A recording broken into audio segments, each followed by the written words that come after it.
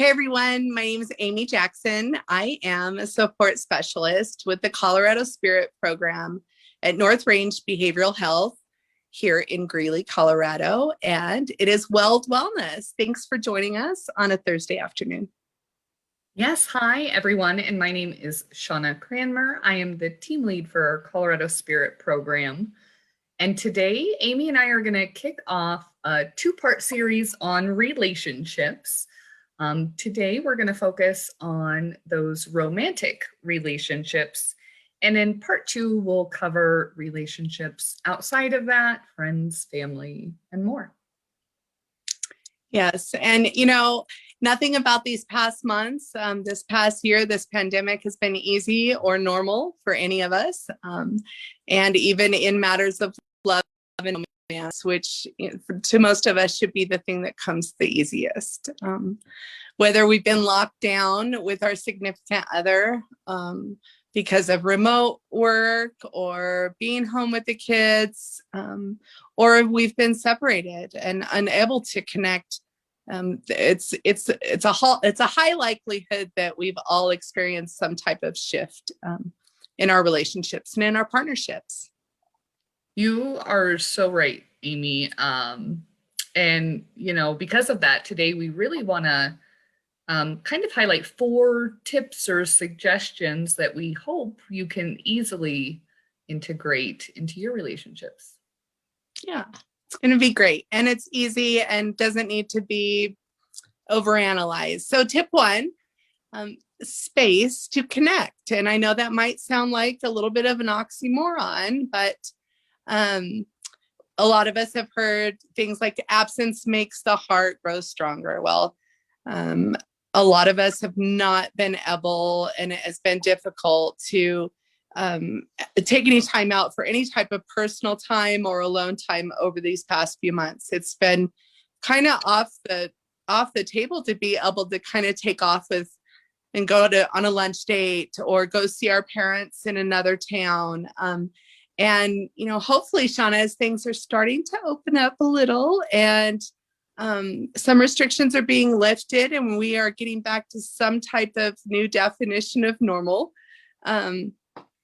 it's time to really make it a goal and prioritize making some plans to take that much needed personal time and personal space so that you can come back and connect and be able to share what you did today with whoever. And it's just so important to kind of have some independence, and it makes us appreciate each other more when we finally do reconnect.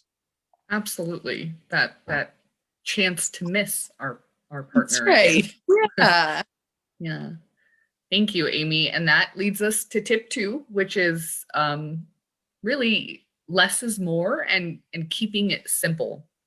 So when thinking about just kind of everyone's daily lives, there's more stress, there's more fear involved, and typically that pushes us into overdrive. If we have a loved one, sometimes we want to overcompensate for the stress in our lives and kind of go big for them. Consider not impulse buying, big gifts or planning extravagant vacations when the time comes. Really taking a step back and realizing during these times, usually what we want or need is the space to feel secure and safe. I want to share I had an anniversary this week, and typically we'll go out to dinner to celebrate that. We're a large family, so that's not something we typically do just because it's a lot of money for us. For many reasons, this year we were unable to go out to dinner, and so we kept it simple. And I have to share, Amy, we decided on cards. We were just going to get each other a card. We gave them to each other at the end of our day, and we had 2 different envelopes. But we opened our cards and we bought each other the exact same card, which we're still talking about that today. You know what I mean? And what a memory we created. and it was out of our typical routine, and it wasn't big, it wasn't extra, it was so simple, and what a lasting impression that made. So really taking the time to keep it simple. If you want to make a meal for your loved one, maybe they love mac and cheese, make mac and cheese, lean into the comfort side of things, and take that extra pressure off of ourselves. Oh, thank you so much for sharing that story. What a serendipitous moment. True story. I love stuff like that. That is awesome. Yeah. Simple pancakes. Pancakes will make them feel good and safe every single time. So Breakfast for dinner. yeah, breakfast for dinner, man. They love it. Awesome, Shauna. Thank you for that. Okay, we're halfway through. Tip number 3, back to basics. This is I really love this one because I think I'm probably a true romantic. So I get a little bit googly over stuff that, whatever. But if you've made it through these times with your partner, good for you. Because there are so many stories of those who haven't. I've got so many friends and family have gone through had the fairy tale wedding and story, and they are divorced, like it's over, things are crumbling, they've sold the house. I mean, the list goes on. And it's tragic. And it's hard to watch. It's hard to see. It's hard on everybody. And at the end of this, if anybody's going through that, or if you know anybody who has and they need somebody to talk to, we're going to give you some information to be able to reach. Yeah, please reach out. So it's not easy. It's sad. And I think that if there's any little ripple in the water, a lot of us kind of panic. We look for ways and means to kind of ignite the flame, keep the spark alive, and all of those things. But just keep in mind and remember that the same things, the basics, the fundamentals, the foundations of love that brought you together, those little things that mattered then, they still hold water, and they still hold truth today. And it used to be making CDs, or way back when it was making mixtapes, but don't tell anybody. Those are the best things in the world. So you might just consider making a playlist for your partner of the old sappy songs that you don't listen to, and you might need to dig deep into that vault, but I promise you they're there. Or maybe the movie, that one of the first movies that you watched together, or maybe let your partner pick a movie for you, and you pick a movie for your partner that you think that they'll like, based on nostalgia. Just keep in mind that our 5 senses are so powerful, and they can ground us and kind of bring us back to those good feeling things. So a smell of a candle, or going through old photographs, or listening to some music, or a certain type of fabric, or a favorite dessert, or something that maybe you haven't had in a while. So yeah, back to basics. And they hold truth. I agree with that so much.